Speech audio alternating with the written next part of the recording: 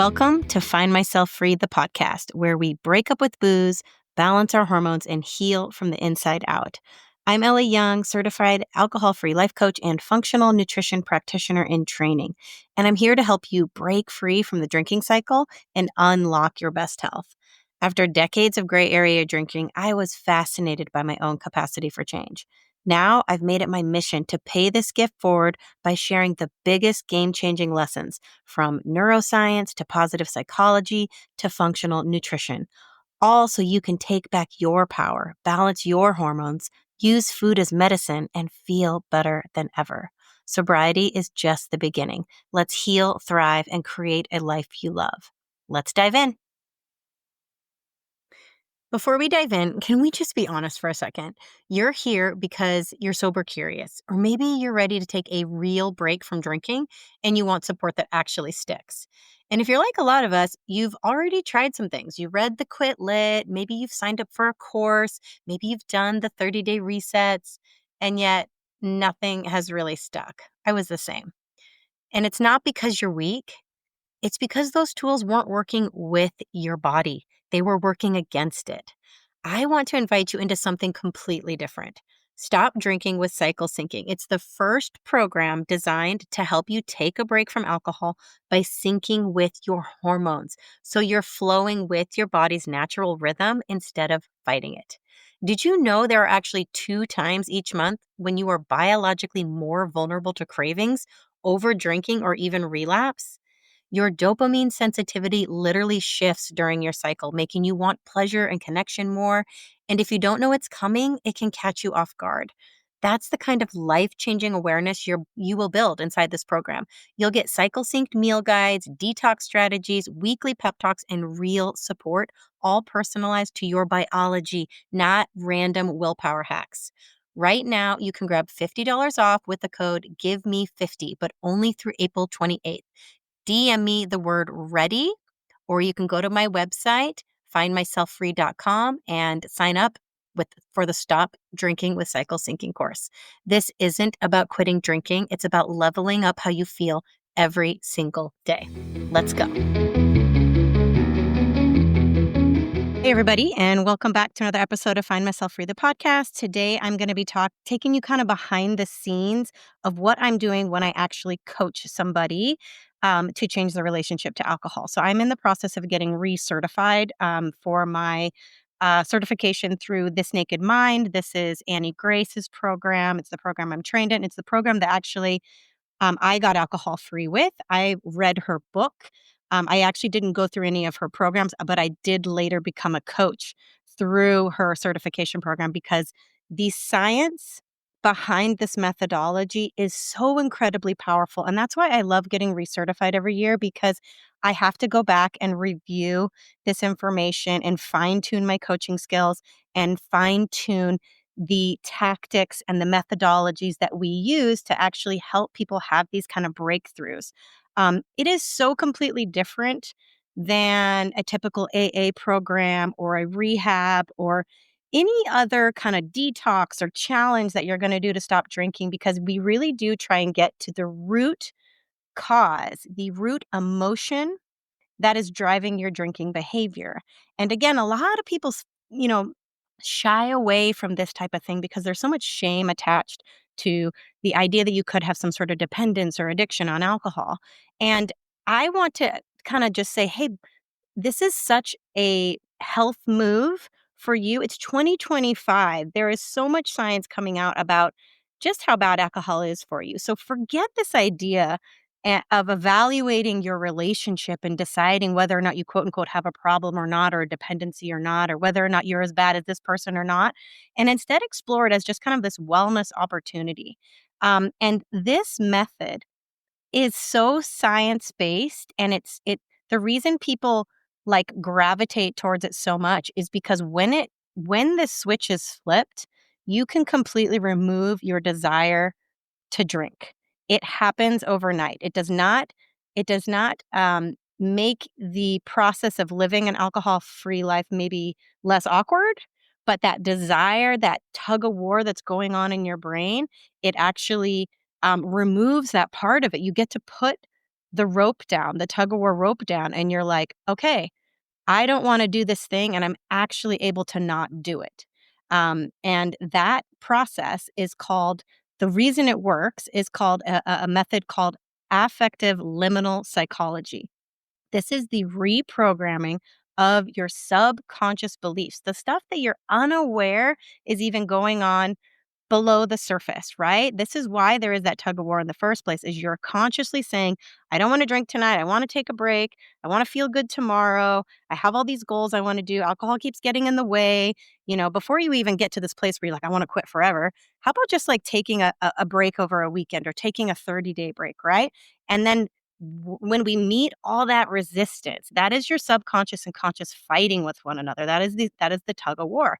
And that's because we're unaware of all these layers in our subconscious that are basically convincing you like that this is fact, this is true, this is how we do things. And your conscious has very little strength or ammunition to fight back because your subconscious is just much, much bigger. It's just built on decades and decades of social conditioning. And so, my job as a coach, what I am trying to help you guys do is to shine a light on this kind of subconscious layer and to help you go, Annie Grace calls it splunking, which is like kind of go down into these different layers in your subconscious and explore like, why do we actually believe that about alcohol? Where did that belief come from?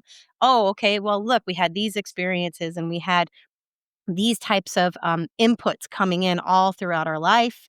We start to form these conclusions. We start to form these assumptions. And eventually it becomes like this belief that we never question again. And it is totally driving our behavior.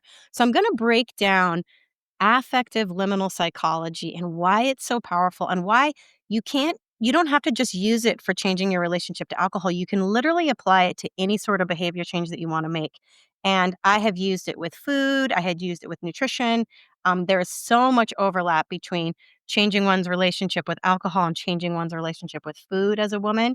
So I'm going to break it down for you. So affective is essentially feeling or emotion based, right? So we are working on the feeling behind our drinking behavior, right? Because why do we do anything?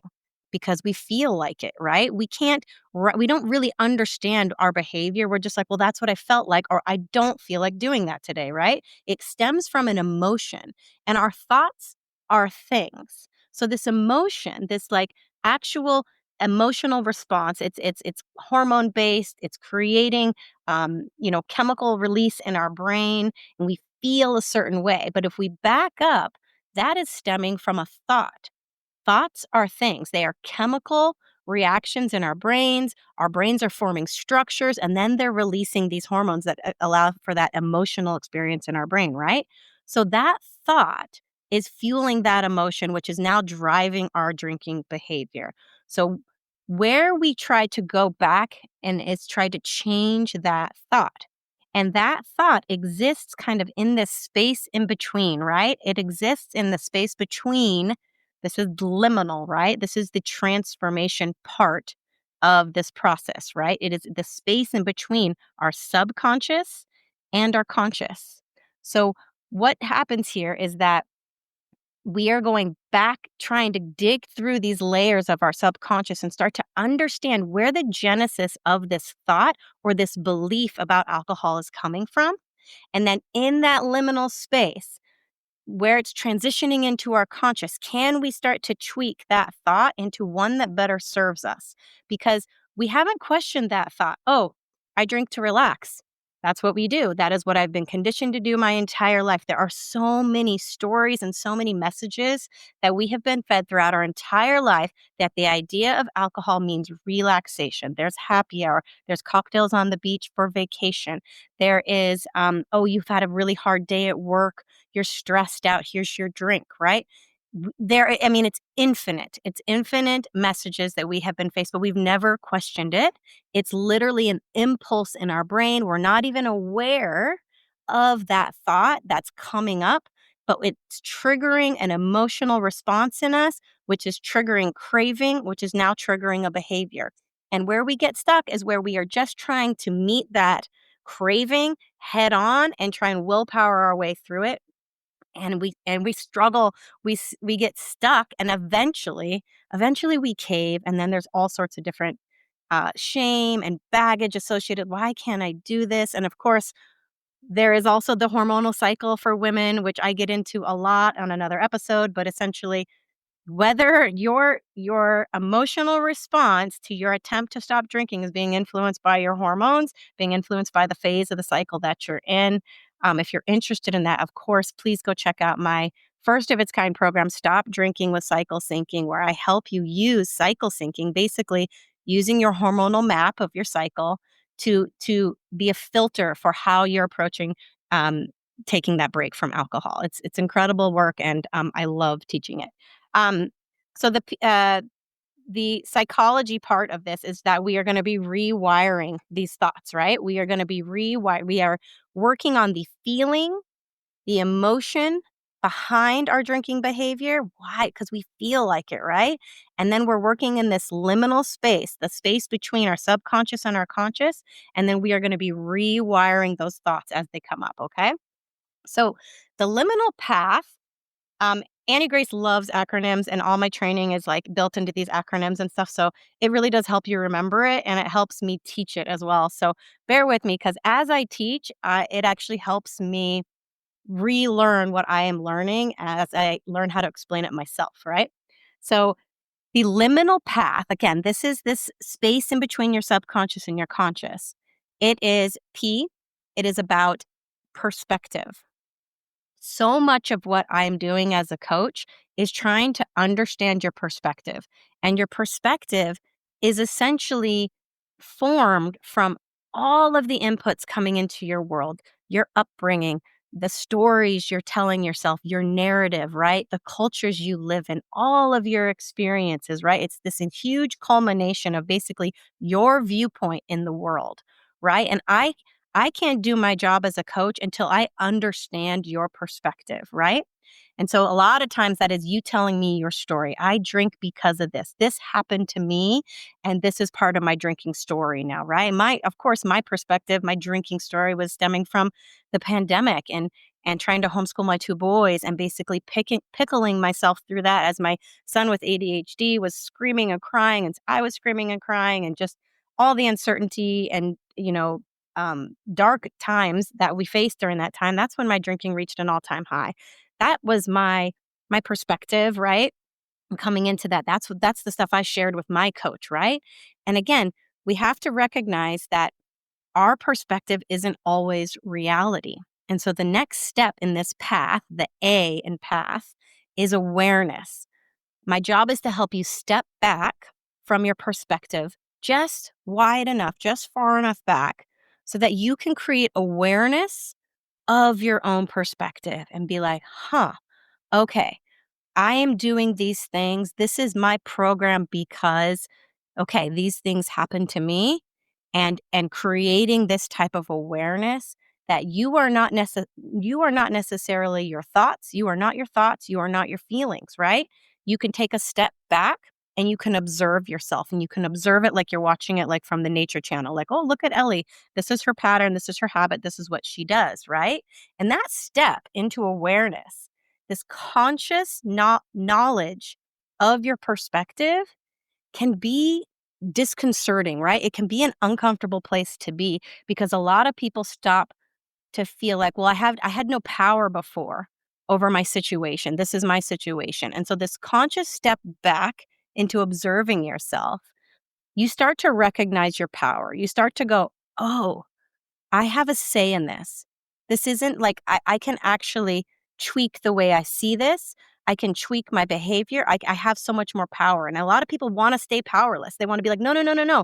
I can't change. I'm addicted. And this is because of my genes. And this is because of the way I grew up. And this is because of the culture I was raised in. And all these bad things happening to me. And I can't change it. And people want to stay in that place of powerlessness because it almost removes responsibility, right? I can't change. This happened to me, and this is why, right? So telling a person that you actually have control and you have power, all of a sudden they feel like, oh, it's my fault. It's my fault. It's not your fault. but it is your responsibility to change, and you do have the capacity to change. And that is what I am still so incredibly floored by, is you are unaware of the power you have, and once you recognize it, it's like the it's like a mountain with no top. All of a sudden you recognize I am completely in control of changing these things in my life. All right? And so the next step, and this is the hardest step, is transformation, right? Awareness is the most uncomfortable. The transformation is how are we going to actually rewire these thoughts that have been programmed into us through our perspective, through our viewpoint of the world, right? How do we rewire those? What is an actual tactic that we can use to start pulling out these subconscious beliefs that are driving our behavior, right? And Annie Grace calls it the ACT method. I have modified it into my version that works for me and the way I like to explain things. And I call it the AIRE method, AIRE. And so what this basically does is, again, it's a tool for you to go down into your subconscious programming, create awareness of the thought, of the belief that's driving your drinking behavior. Like, I drink to relax. I can't relax unless I'm having a glass of wine, right? I can't connect socially unless I have a glass of wine. That was me. I used to be like, I used to come to every party a couple drinks deep. I wanted to show up already on for people, right? This was so programmed into me for a really long time. And so creating awareness of where this belief is stemming from and then investigating it, going, do I really need a drink to relax? Does alcohol actually relax me? And what I do is I come in there and I'm going to hit you with a bunch of science. I'm going to teach you like what alcohol is actually doing to you on a biochemical level. What does relaxation look like in your brain on a biochemical level? Is it jacking yourself up with dopamine? No. Is it, my Instagram thing paused. There we go. I'm back. Is relaxation jacking yourself up on dopamine? No. Is relaxation coming down from the depressant effect of alcohol, which is called dynorphin, which is basically the opposite of endorphins? Is that relaxation? No, that's really just a numbing of your prefrontal cortex so you don't feel. What we believe relaxation is actually a biochemical sedation of our brain, right? So the next step that our brain does is it actually releases adrenaline and cortisol. These are stress hormones. So the drink that we're drinking for relaxation, your brain responds in a depressant effect after that dopamine spike, and then it course corrects with a bunch of stress hormones. So we are quite literally drinking a drink that biochemically actually releases stress hormones in our body. And so a lot of times this belief that people are like, no, no, no, no, no, I know it relaxes me. I am certain of that. When I start to chip away at it by helping you listen to this science and about helping you understand dynorphin and then you connecting the dots and going, oh, right, that's why I wake up at 3 a.m. with anxiety in the middle of the night. That's why the day after drinking, I am riddled with anxiety. And that last 2 or 3 days, depression and anxiety. These facts, you have to hit them home over and over. They have to be like almost a reverse brainwashing, right? Because we have been fed so many different messages about alcohol relaxing us. You need to hear this message that it does not, that it's in fact raising your adrenaline, raising your cortisol, worsening your anxiety and depression. You need to hear that over and over and over again as well. And that's my job.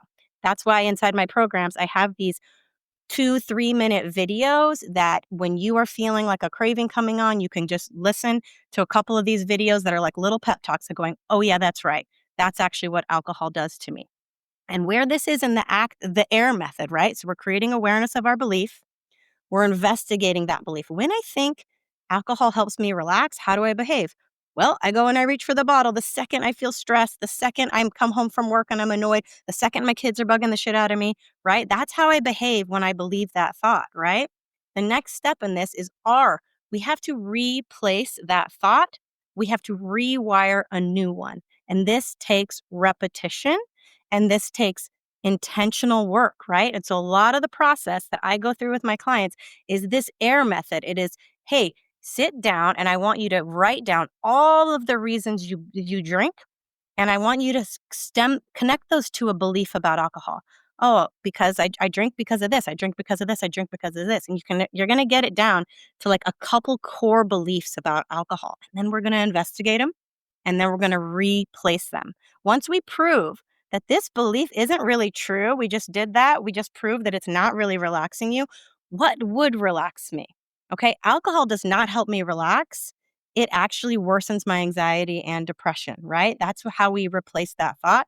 Now we go, what would relax me? Okay. What are some things that are actually going to calm my nervous system and help me regulate my nervous system, right? And that's where you get into all these awesome like self-care methods, right? And so once you actually learn what actually does biochemically relax you and turn on that parasympathetic nervous system where you actually are lowering your heart rate and you're actually breathing deeper and you actually are coming down, your cortisol is lowering, right? That's what we're after. And so we have to retrain our brain, retrain our bodies to actually embrace these types of methods. And it's hard. I get it. But once you start to unwind this thought, it starts with the thought. That is the genesis. That is where the space in between your subconscious and your conscious, we can capture that little thought that's driving it. And we start to work on it and we start to rewrite it and we start to rewire it so that we can experience a different thought, which is going to trigger a different emotion, literally a different chemical response in your brain, which then allows you to have a different experience. It allows you to behave differently. This is neuroplasticity, and it works like magic if you do the work. If you sit down and you go through this AIR method, awareness, investigate the belief, rewrite and replace that belief with the R. The last one is evaluate. Okay, now E, evaluate it. How do I feel now with this new belief? Okay, now when I think alcohol does not help me relax, what would help me relax? I have now created this little space in the habit loop in my brain. And it's clunky and it's uncomfortable and it's not the easy pathway. It requires more energy in the beginning. It's not smooth sailing like this old drinking behavior where you're literally on autopilot, right? It's like the Autobahn in your brain. It's just smooth sailing. This is like you're on a dirt road, it's clunky, and you're trying to like hack away with a machete to like carve out your path. I get it. I have been there. I did this, right? I did this for a long time. Um, so once we can evaluate this new belief, all of a sudden you now have space to do something different. Okay. And some of the next steps I help you guys with is creating these environments that is going to help you cue a different response in these types of situations, right? Because we are only as strong as the environments we're placing ourselves in. Even if you are doing this work and you're creating all this awareness over the science of alcohol and what it's doing to your hormones and your sleep, and you're like, okay, I really want to do this, but you keep showing up in the same environments that are now cueing your brain to do the drinking behavior, you are really making yourself drive uphill, right? We have to then start shifting our environments to support this new version, to support this new pathway. And this is temporary. I'm not going to tell you that you're never going to have fun again and you're never going to go out to a bar again. You're never going to, go out to a girls' night out, right? But in the interim, you have to create an environment that is going to cue the behavior that you want so that it's not so much work for your brain, right? So couple other things I'm going to go through with you that I'm just taking you behind the scenes of what my coaching job is. So you get a lot of people don't understand what coaching is with alcohol. Some people think it's therapy. Some people think I'm just a cheerleader. And some people think I'm just going to cry to her. And I don't want to, a lot of people just want to tell me all their secrets. And sometimes that relief of having confessed about how their drinking is like enough for people to be like, oh, I got that off my chest. I've never told anybody about that. Right.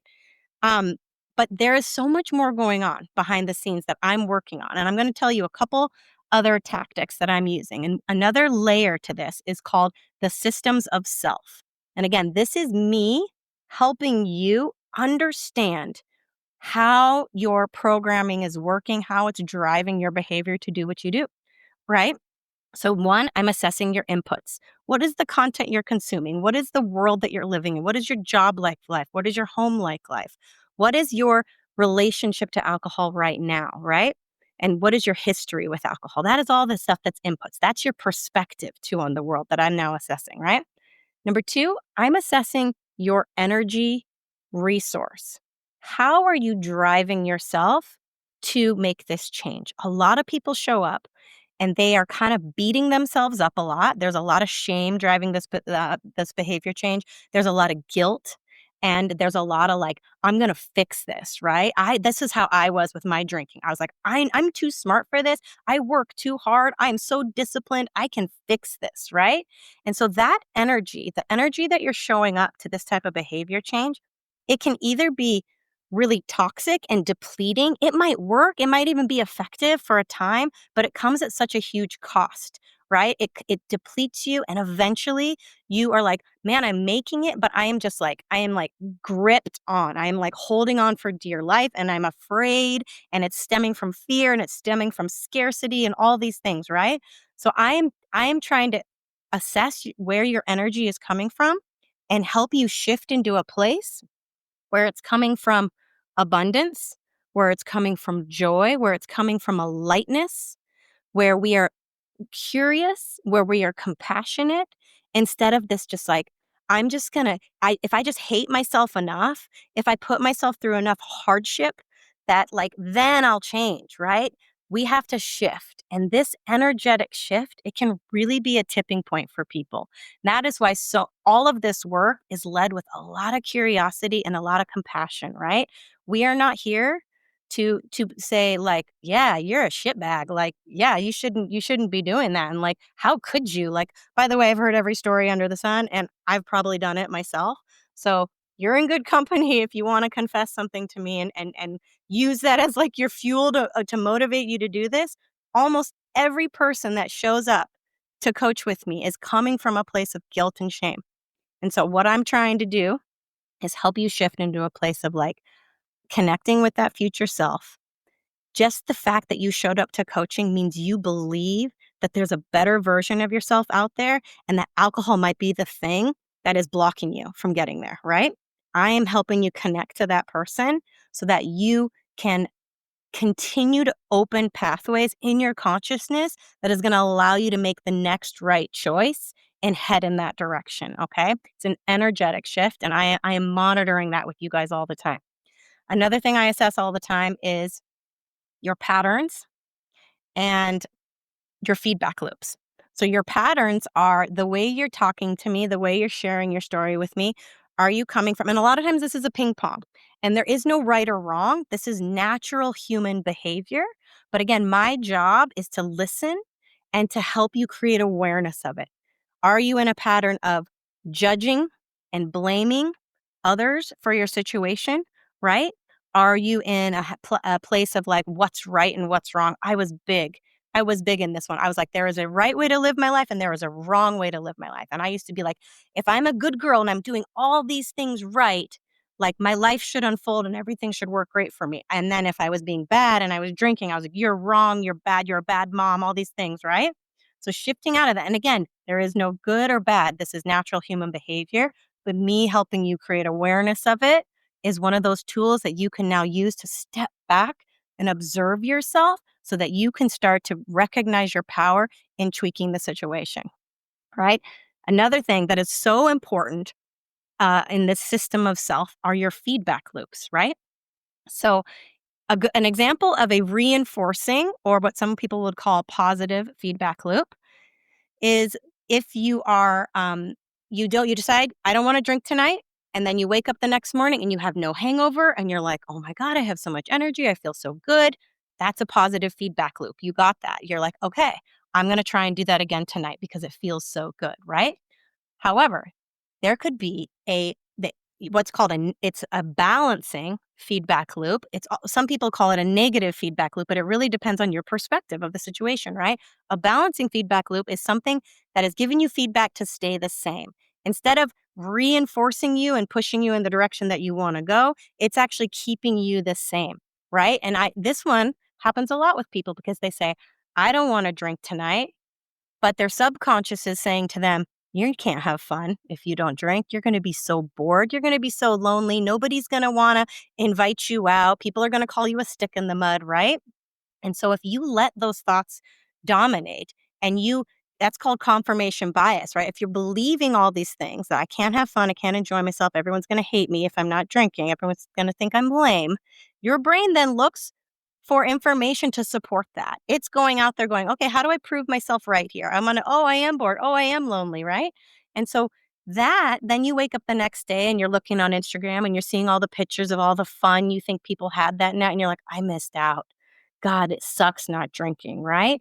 That that is a good example of how your perspective can actually be a positive reinforcement loop or it can be a negative reinforcement loop, and it's keeping you the same. So I am helping you shift into these places where the feedback loops you're getting in your decision to not drink are helping you move in the direction you want to go, right? And these feedback loops could be coming from other people, right? You could be getting feedback from some people in your life that are really happy for you about this decision that you're making and are supportive of you and curious and like, hey, that's really awesome. And then you could be getting a lot of negative feedback loops from people that are like, they don't understand it. They think you're better than them. They think you're lame, and they're judging you. All these things. And by the way, you're going to experience both. And so again, my job is to help you go, hey, none of this is about you. It's about them and their relationship to alcohol. And so we put up a boundary so that that feedback loop isn't interfering in your progress, right? Another one that I love to toy with people is called leverage points. So a lot of times I get clients who are super motivated and they're so like gung ho and they're like, tell me all the things, especially when they know that I do the hormone balancing and the biohacking and the functional nutrition. And they're like, I'm going to do all the things all at once and I'm going to go for it. And then they're like, why am I not making progress? Why are my cravings still so hard? Why can I not do this? Why did I cave this weekend and still drink? Like, I know I want this so badly. Why, when I went on vacation, did I drink again? This is they're applying pressure in so many different places. And what we haven't found is that one little spot, that one little belief, that one little place where it's a leverage point, where just a tiny shift in the energy that they're bringing to it, a tiny shift in their perspective, a tiny shift in their awareness can all of a sudden tip the scales, right? And so my job is to keep asking questions, to keep getting curious, to keep helping you explore so that we can find that little place that becomes a tipping point. Now, one of my clients that I'm working with right now, we just had an amazing breakthrough because I hope she's okay with me telling the story. She's totally anonymous, but she basically, her 16-year-old son went through a breakup, 2-year relationship, first girlfriend ever. She cheated on him, right? So her son, devastated, right? And she is helping her son through this, helping him cope and trying to kind of like, just get him through it. What she remembered all of a sudden was that when she was 16 and she had her heart broken for the same reason that her boyfriend cheated on her, her mom took her out to a restaurant and ordered her a bunch of alcoholic drinks. She was 16 and her mom basically got her drunk to numb out the bad feelings of being betrayed by a boyfriend. By the way, we'd been working together for months and this conversation had never come up, right? This genesis of her relationship to alcohol. She was 16, was one of, hey, you don't have to feel this. You can drink this to cope. You don't have to feel bad. Her primary motivation for drinking alcohol was to numb pain, right? And this was a powerful moment for my client to be able to see how much she was able to change here and shift the narrative and shift the way she was helping her son cope. It was incredible and so powerful, and so much awareness now of her perspective, of this story, of the genesis of these beliefs about alcohol. It was huge. And the fact that she gets to do it differently with her kid, priceless, absolutely priceless, right? So the last tool I use in these kind of assessments of your systems of self is a diagnostic tool. I'm like, why isn't something working? If somebody's really stuck and they're not making progress, or they're making progress and then they're having a setback, and making progress and having a setback is one of the things I check out. Feedback loops. I want to make sure that when they are making these huge efforts, that they're getting a reinforcing feedback loop. Are they tapping into the benefits of going alcohol free? A lot of people are still living in that struggle, that willpower battle. And so the feedback loop is like, this is so hard. This is so difficult. I'm so lonely. I'm so bored. All these things we're telling ourselves. And so I have to go in there and go, hey, what is the thought running through your head right now? You made it through a weekend, but if you're miserable doing it, we need to do some work, because that feedback loop is telling you this is a hard way to live your life, and that how long can you do this? How long can you keep this up, right? Instead, we need to go in and tweak that feedback loop and have you focusing on all the benefits, have you connecting to that future self and create that pathway to that positive brain chemistry. The more you are imagining how good it's going to feel to get through another weekend alcohol free, allow yourself to experience it, allow yourself to feel it. This is manifestation. This is neuroplasticity. This is why this stuff works. Your brain is now creating a tiny little pathway. It's starting to release that feel-good chemistry, just you imagining it. And now all of a sudden there's a pathway there. Now all of a sudden your brain has a route to get there. It's incredible. And so I want you to pay attention to that. If you've been struggling to get alcohol free, but you have a lot of patterns in your life that are reinforcing um, that are actually creating a balancing feedback loop that is trying to keep you to stay the same, that is trying to tell you, yeah, you know what, you were right about this. It's really lonely being alcohol free. You know, you should probably go back to drinking, right? Find that, examine that with a little flashlight. Be like, wow, look at that. My brain is so desperate to find alcohol that it's telling me these lies, right?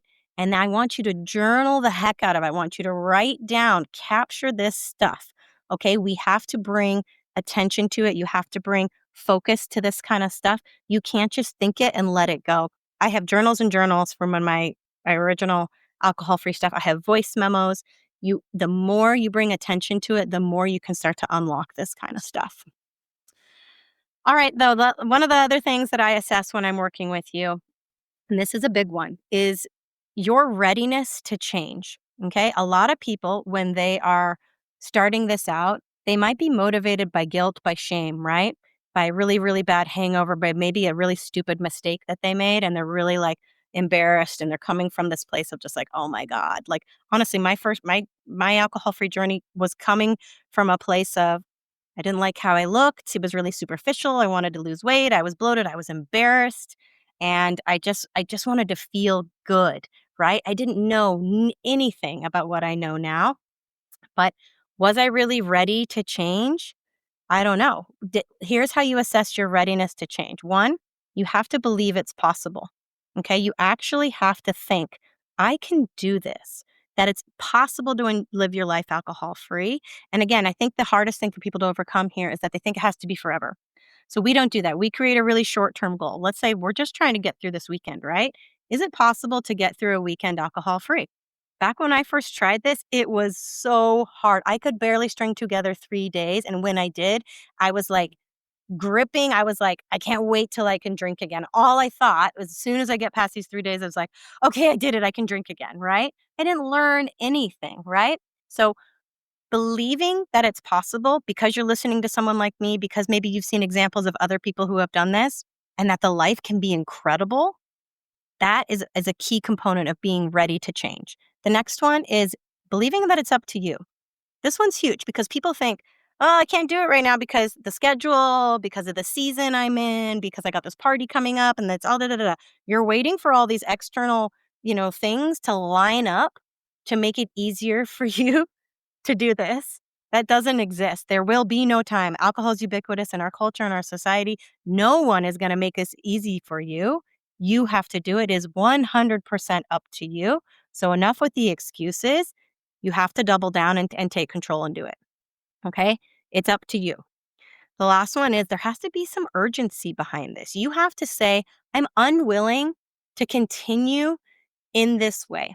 A lot of people don't have this one because they don't think their drinking is bad enough for them to be like, I got to do this right now, right? I got to change this right now about myself. But the thing is, if not now, then when? Again, if you're waiting for the right time, if you're waiting for something bad to happen in order for you to do it, if you can shift out of that, well, I don't have to change my relationship to alcohol. I'm not a bad drinker. I'm not a bad, into how much healthier will I be if I cut this out?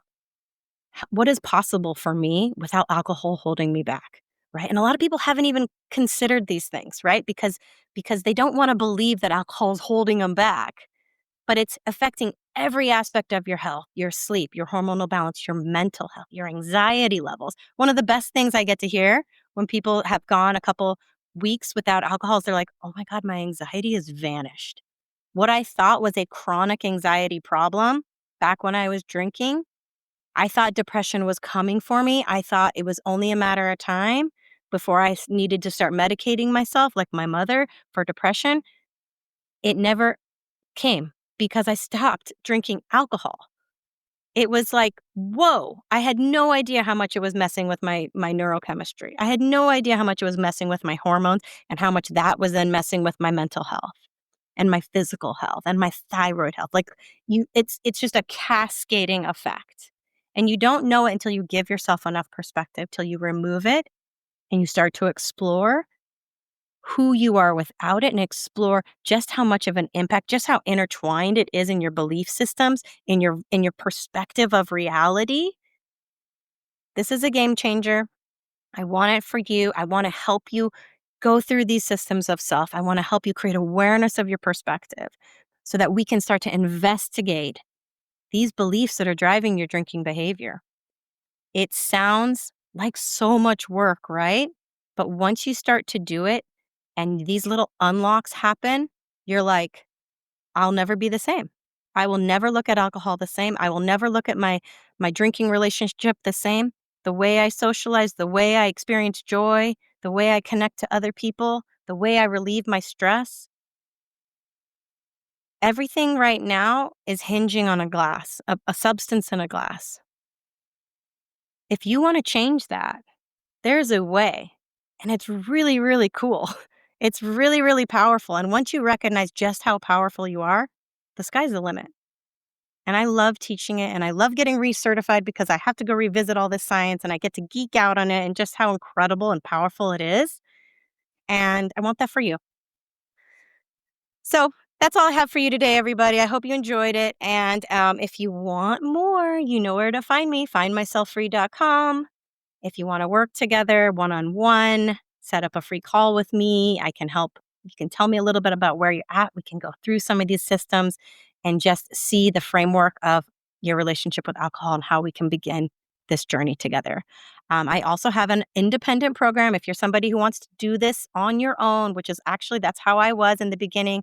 I did this on my own until I hired a coach. And I worked with a coach for 4 months after that, by the way, which was incredible. I love her to this day. Um, I have a program. It is called Stop Drinking with Cycle Syncing. And that is where I take you through an entire month of cycle syncing and help you stop drinking through the lens of what your hormones are doing. Because there's an ideal time to take a break from alcohol, and there is a not so ideal time. And understanding your hormonal roadmap can give you a leg up on your approach and your mental health and all these things that are going to be impacting your stick-to-itiveness to this program. Okay? So I am with you. As always, you got this.